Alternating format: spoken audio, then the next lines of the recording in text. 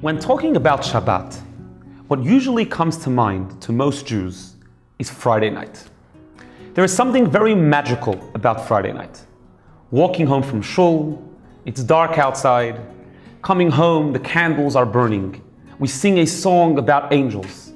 Everyone in the family is refreshed, ready and excited to start the Shabbat dinner. A little less exciting, perhaps, is the second meal of Shabbat, which takes place on Shabbat day after shul. Some people might find that after spending a couple of hours in shul, they would rather sit on the couch, unwind and read a book, than sit down and eat cholent. But perhaps the biggest secret of Shabbat, and the most little known part about Shabbat, is Shabbat afternoon. The Jewish code of law obligates us to eat 3 meals on Shabbat. 1 Friday night, 1 Shabbat day, and 1 Shabbat afternoon. How this is done varies from community to community. Most people have the custom to actually wash for bread and eat a full meal. Some people have the custom to only eat fruits and the like. However, everybody sits down, sings inspirational songs, and share words of Torah. Some people might find this very difficult. After a Shabbat night and Shabbat day, sitting in shul for many hours, singing, eating, they might find that their stomachs are popping. They are still groggy from their Shabbos shlaf. They are not interested in sitting down and beginning again. Another meal, more songs, more words of Torah. The Zohar explains that in fact the time of Shabbat afternoon is the deepest and highest part of the Shabbat experience. The words that the Zohar uses are raiva deraiva. That means literally the desire of desires. Now, that didn't sound very meaningful to me until I found an unbelievable explanation given by the Sfas Emes on these words, raiva deraivin, desire of desires. And he says like this: sometimes we want, but sometimes we want to want. Sometimes we are inspired, we're motivated, we're excited, we want to serve God.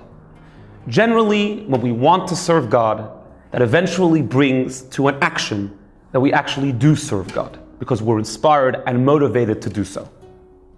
However, sometimes we're not really interested. Sometimes we're not motivated. Sometimes we're not inspired. However, as a Jew, we wish we would want. We want to want. We wish we can be inspired. We wish we can be motivated to get up and serve Hashem.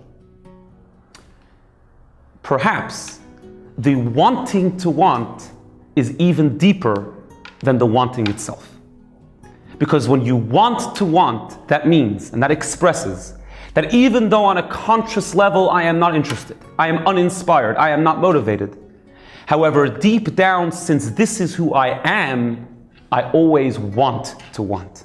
My connection to God, my connection to Judaism is so deep that even when I am not interested and I have lost all interest in it altogether, deep down, I wish I would be inspired. I wish I would want. This, says the Zohar, is the idea of Shabbat afternoon. Yes, we are not interested anymore. We might be Shabbosed out. We might have enough of eating and singing and talking. But that point exactly brings out the specialty of Shabbat afternoon. It is revealed at that time, as the sun sets, the last few moments on Shabbat, our essential connection to Shabbat.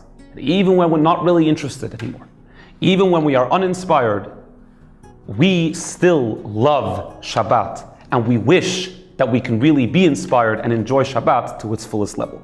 And that deep desire of a Jew that's always there, that always really wants to serve God, is revealed at that time of raiva deraivin on Shabbat afternoon.